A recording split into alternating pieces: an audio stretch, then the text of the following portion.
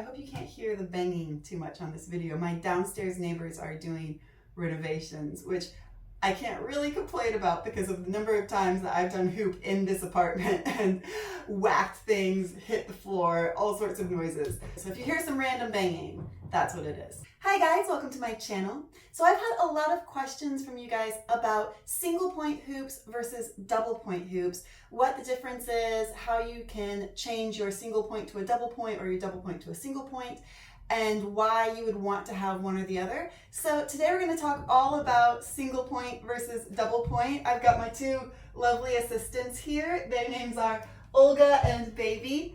As you can see, Baby is a tabbed double point hoop. Olga is a tabless or 0 point hoop.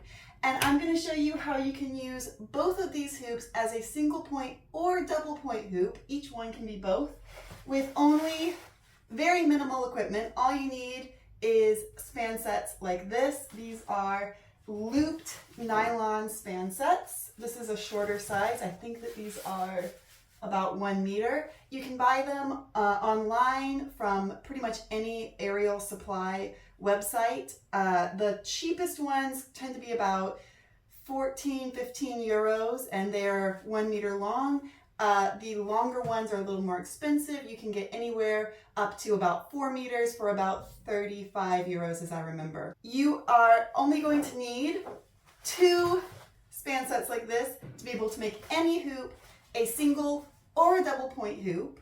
I'm going to show you how I do that, and then I'm going to talk a little bit about why you would want a single point or a double point, what the difference is, and what kind of moves you can do on each one. So we're going to start off with Olga. And Olga is the easiest kind of hoop to use as both a single point or a double point hoop because all you're doing is putting spansets onto the hoop. There are no tabs to deal with. So first off, I'm going to show you how to do a single point hoop the correct way with a spanset and a pointless or tabless hoop. First, what you want to do is if you have taped your hoop correctly, which I have a video already on my channel of how to tape your hoop correctly. It makes a big difference. Doing it the right way is very, very important, both on your comfort for using the hoop and the life, how long your tape is going to last. So if you have not seen that video and you're interested in taping your hoop, how to tape your hoop, check that video out. I will link it in the description and at the top of your screen right now. But the first thing you want to do is find the point where your tape meets itself. One of the things I talk about when I talk about taping your hoop is that you want to tape each side going opposite directions. So I'm going to find the point where my tape joined up in the center, and actually what I do is I put a tiny little chalk mark, I don't think you can see it, but a little tiny chalk mark that's on that point where each side of the tape, each direction meets where each side of the tape meets the other direction, and that just makes it a lot easier and quicker to find, and the spanset is going to cover that chalk mark. So this is where my two sides come together. I'm going to put my spanset right in the middle and then loop it through itself. Pull it tight, and I've got a single point hoop. Super easy. If I want to use Olga as a double point hoop, all I'm going to do is leave my first spanset where it was. So it's still covering the point where the two sides of the tape come together. And I'm going to go, for me, I prefer about shoulder width apart. You might prefer a little bit wider. I would not go any narrower, both because that's going to be difficult if you want to do moves where your body is between the two spansets. And also because as you are hanging the hoop, your spansets are going to just scooch a little bit closer together, so you don't want them to get it any narrower than about shoulder width apart. I'm going to take my opposite spanset and do the exact same thing. Loop it through itself, pull it tight, and double point hoop. There you go. Super easy. Takes literally 30 seconds. This is the easiest, most simple way to have your hoop. When I buy hoops now, I always buy tabless or 0-point hoops. However, if you have a tabbed hoop like baby, we'll go over there. This is how you can use it as both a single and double point hoop. Baby has 2 tabs, and she's meant to be a double point hoop, but I can still use her as a single point hoop by taking my shackle. When you buy a tabbed hoop, it will almost always come with shackles, but make sure you have a few extras because it's always good to have extra shackles around. They are super useful.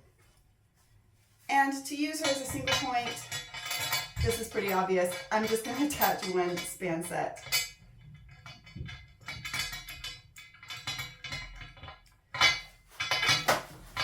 This is how tabbed hoops are meant to work. Normally when you see a tabbed hoop, they are a single point tabbed hoop or a single tab hoop. And this is the basic setup. Now I can use baby like this. She is ready to go. Unfortunately, you do have this tab left over here.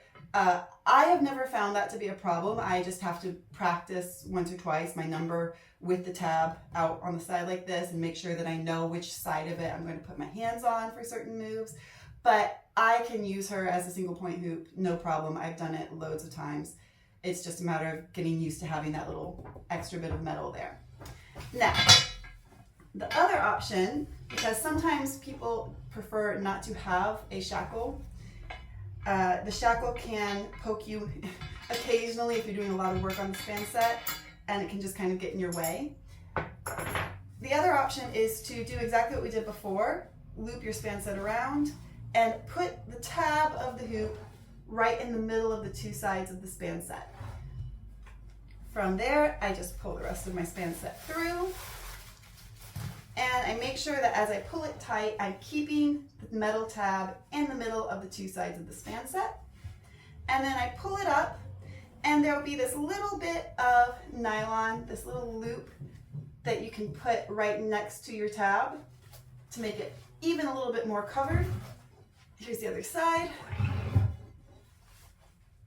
Easy, and just a little bit more protection. If you're doing a lot of moves up here and you don't want to risk grabbing the shackle or having that little screw from the shackle poke you in the back or something, then this is a great way to go.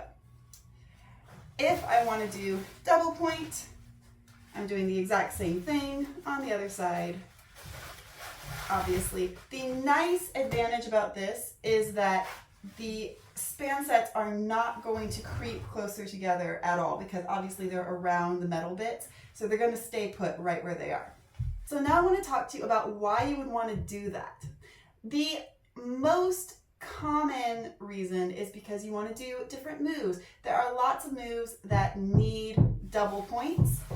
For example, I do a lot of things like a little handstand that you do between the points up here. I have a tutorial for that on my channel, by the way. There's also a foot hang that I do from right here with my feet between the span set on the hoop on each side.